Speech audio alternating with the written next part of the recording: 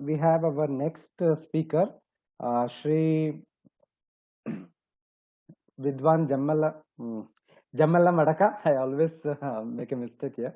Vidwan Jammala Madaka Srinivas ji, and he'll be speaking on the important topic, devotion through action, role of Bhakti Samyukta-Karma in the pursuit of Moksha. Just a brief introduction to Srinivas ji. He is the assistant professor of School of Shastric Learning in Kavikuluru Kalidasa Sanskrit University, Ramtek.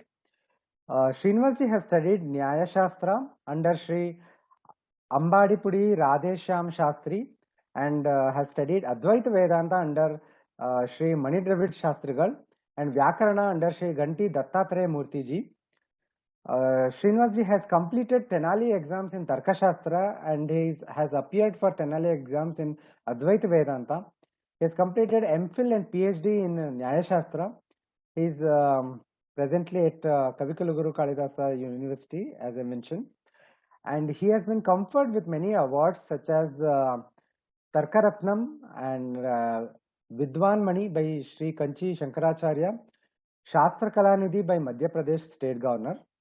So we are very glad to have you here, Srinivas ji.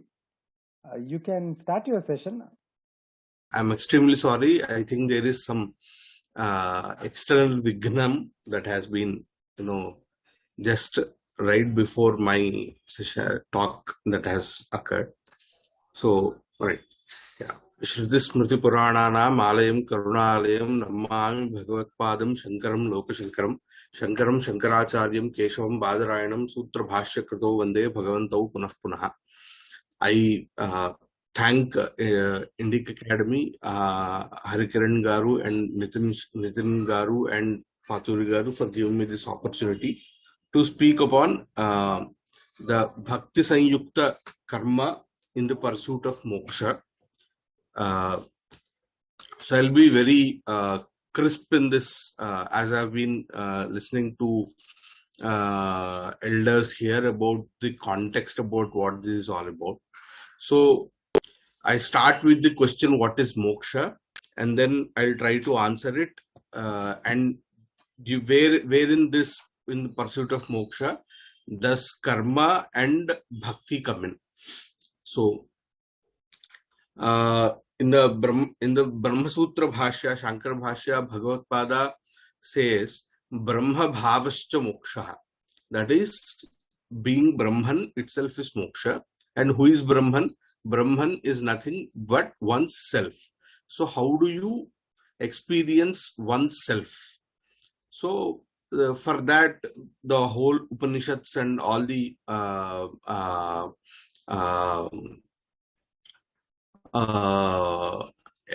each and every Vedantic literature, they all focus upon the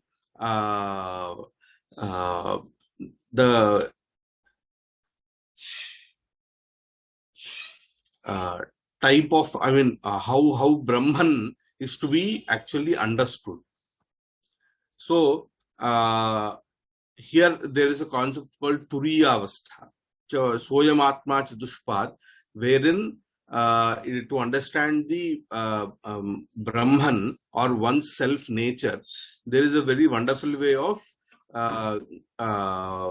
going very much from the Jagrada Avastha to Swapna Avastha, understanding what is Jagrada Avastha, then Swapna Avastha, then Sushupti Avastha, then what is Brahma Avastha, or what is one's own self. So in this whole pursuit, how do you experience yourself to be Brahman is by knowing the Avastha Trayam. That is the Jagrada Avastha, Swapna Avastha and Sushupti Avastha. So Jagrada Avastha is the Avastha wherein all the sensory organs, the Sthula Sharira or the external body is very much awakened and it is functioning. And coming to the Swapna Avastha, the Sthula Sharira and the sensory organs, the external body and the sensory organs, they do not work, but the only mind mind or manas, which we call it as, or chitta in other words, is activated. And then there comes the Sushupti Avastha, wherein Ajnanam or ignorance and bliss. Sata somya tada sampanno bhavati swamapito bhavati. Swapiti achakshate.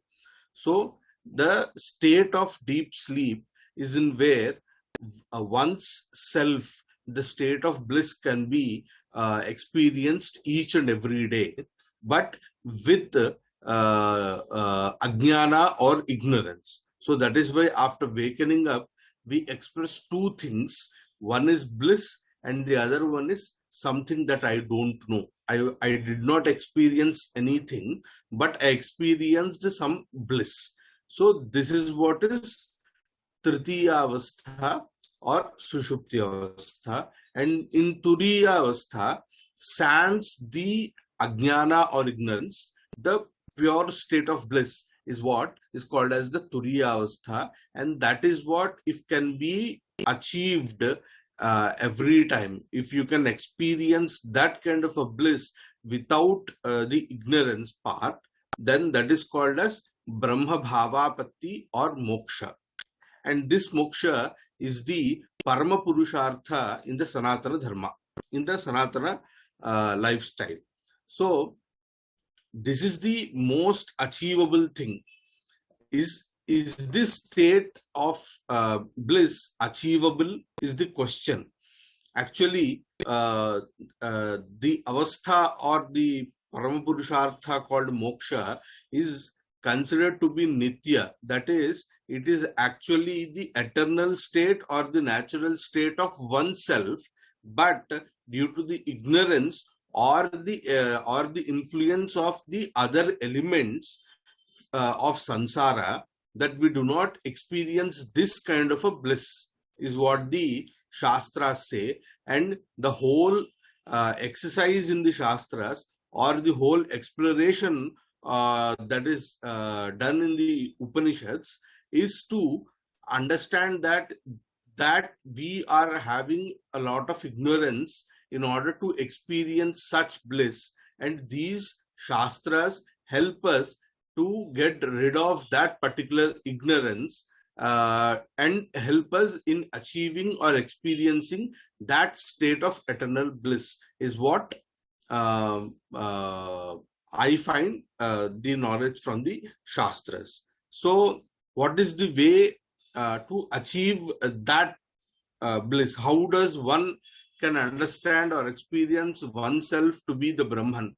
Is by getting rid of the ignorance. So how do you get rid of that particular ignorance? And what is the ignorance about? The ignorance is about one's natural state.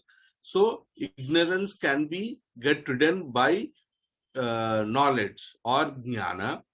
And not only that, and there is some another hindrance called as this ajnana or ignorance has another, it needs something else also as an ingredient to get rid of this ignorance, which is called as chitta shuddhi, where achieving this chitta shuddhi, karmanusthana is very much essential.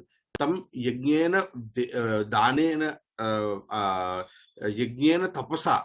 So that is what the Upanishad state. How do you achieve this? Vedānuvachanena yajnena danena tapasa anashakena. So that is how the Upanishad state. How do you achieve this chitta shuddhi? You achieve this chitta shuddhi by karmanusthana.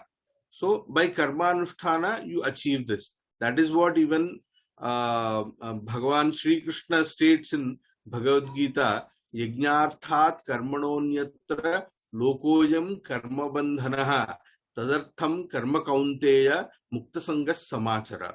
So the whole crux of Bhagavad Gita is nothing but actually Krishna stating or giving advice to Arjuna that go perform your duty or your swadharma anusthana. As being a kshatriya, being in a battlefield, the Shastras have instructed you to perform your duty, that is, to be part of this dharma yuddha and go perform your duty. Because kshatrasya vijitam is what the dharma sutras state, that the kshatriya, the swadharma anusthana for a kshatriya at the time of a war is to be part of war. So go be part of the dharma yuddha that has actually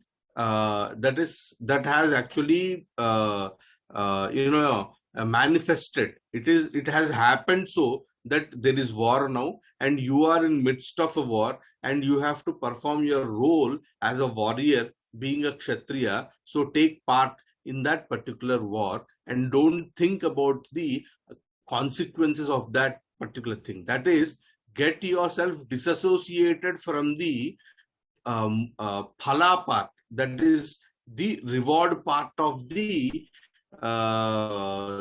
swadharma anusthana. So your swadharma is to be part of a war. So be part of a war and let the consequences be whatever they may be.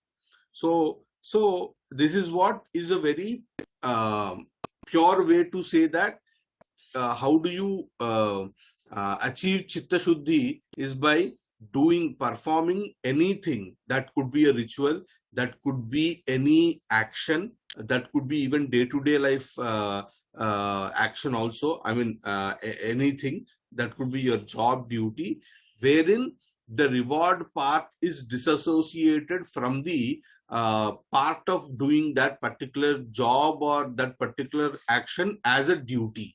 So once if you disassociate yourself from the reward, then what happens is this part of being in a process will generate something called as chitta shuddhi, due to which the main ignorance, which is actually the hindrance of yourself experiencing the eternal bliss, or being yourself, or Brahma Bhavavati or Moksha, can be achieved. So this is how karmanusthana is very much essential in the pursuit of moksha. So this is the raw way of telling that disassociate yourself from the reward and perform a duty, which is actually it's not that easy to perform. So again there comes in after some time, because the adhikaris or the people who are actually indulging in karmanusthana, they are considered to be of three types. That is the uttamadhikari, madhyamadhikari, and the adhamadhikari. So the normally uttamadhikaris, it is said so that the uttamadhikaris will understand the path of performing any ritual without associating themselves from the with the reward.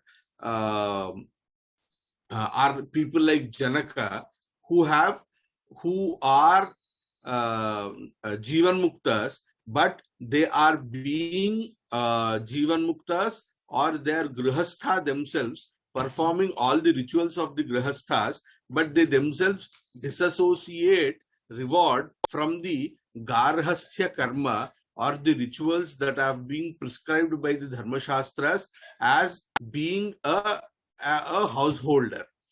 So this is a very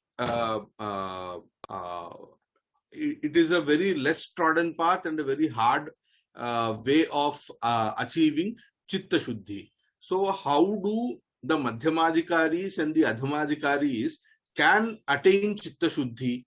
Then there comes the concept of bhakti. So wherein Bhagavat Sri Krishna says, Mayyaveshya mano ye mam nityayukta upasate shraddhaya parayopetaha te me yuktatama mataha. So there comes in the concept of bhakti, wherein we add bhakti to the ritual part or to the duty part, wherein we say that you are doing it not for the sake of chitta shuddhi, or it is just like performing duty as a duty, but you are associating yourself with your upasya devata, or your ishta devata. It could be your ishta devata, it could be your kula devata, it could be any higher being which you have created or which you believe in, which you have faith in. So so you associate each and everything that you are doing it for that Parameshwara Preeti. So Mayaveshya Mano Yemam. So they do it for the Parameshwara Preeti, and that is why our ancestors have actually designed the Sankalpa or the Nitya Sankalpa. Whenever we do any ritual, we do Sankalpa in the first. That is wherein you have these words called Ishvara Pritya, Parameshwara Prityartham. That is, you are doing this for the Preeti of the Parameshwara. So, wherein the element of bhakti comes in, so where you are a bit emotionally entangled with your Upasya Devata, and actually you are not focusing upon the reward part of the ritual, but you are actually focusing upon the ritual is nothing but doing seva towards your Ishtadevata or Kuladevata or some super being or the higher being whom you think yourself to be idealistic about.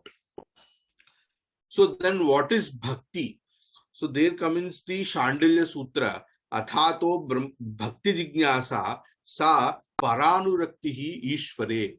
So this is how the Shandilya Bhakti Sutra says, Paranuraktihi Ishvare. Ishvare Para Anuraktihi. So again, what is Paranurakti?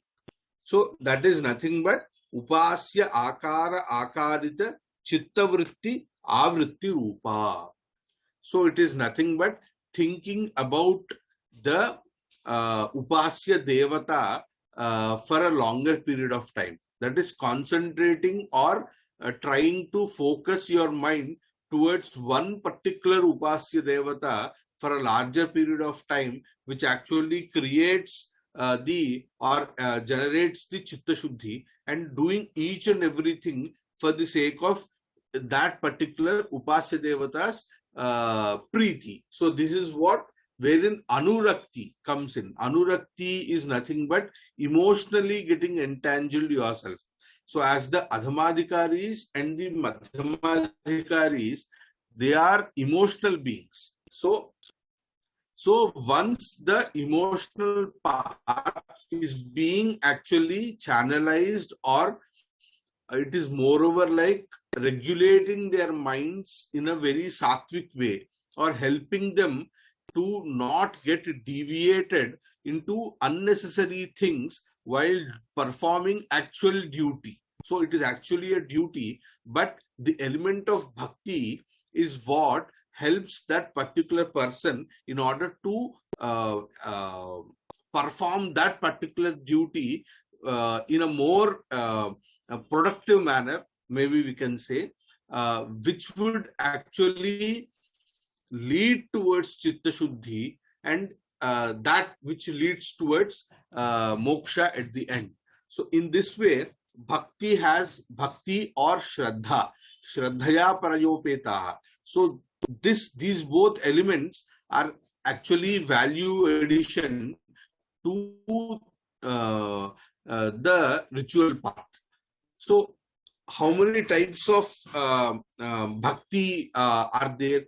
So there are many types of bhakti that have there is nothing but bhakti is nothing but again upasana. So this has come towards upasana. So what is upasana? Upasana is what? That is upasyakara akarita chittavritti avritti. That is again and again you are actually thinking about that particular upasya devata, or else focusing your mind towards one particular thing, which is again called as Brahmanishtha, Ananya Vyaparata. Whatever the Shastra says, it is nothing but thinking about one particular thing or concentrating upon one particular thing without deviation.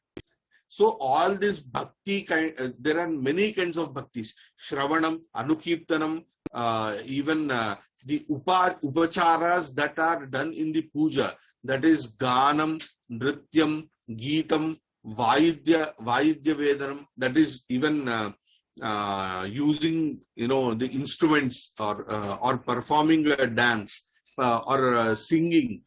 These all come under bhakti, actually, upasana only. So these are all angas of upasana, or types of upasana, that have been told in Bhagavatam, if I'm not wrong, that there are many kinds of bhakti, and all these singing, or the Carnatic, whatever music, or types of dance forms, whatever have actually developed in due timing in the history, also are nothing but they are all the expression of bhakti for the Madhyama and the Adhamadhikaris, wherein these forms, these art forms, actually help those particular people to do upasana, which actually will lead those persons, not only those, but even the general crowd, who are the rasikas, so to say, actually,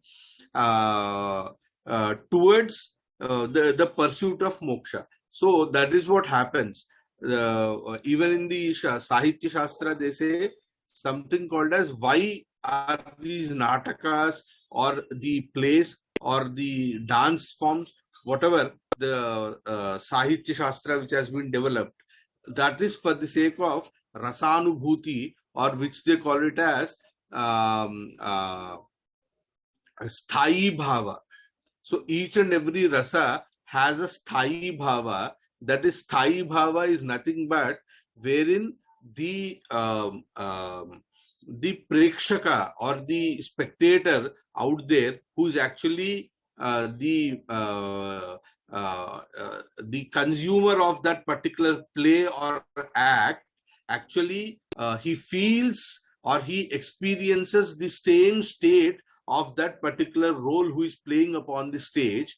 And if that can be triggered in the spectator, or the person who is actually viewing that particular play, then that particular play has achieved its goal.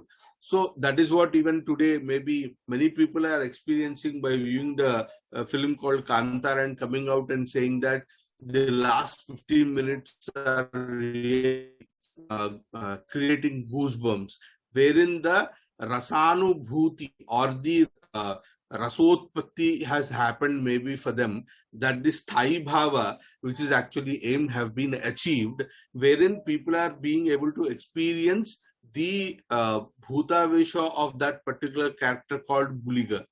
So this kind of bhakti Samyukta-Karma, which actually helps in achieving chitta shuddhi, so which actually helps in getting rid of that particular ignorance, which is the hindrance of experiencing oneself of being Brahman, which can be achieved.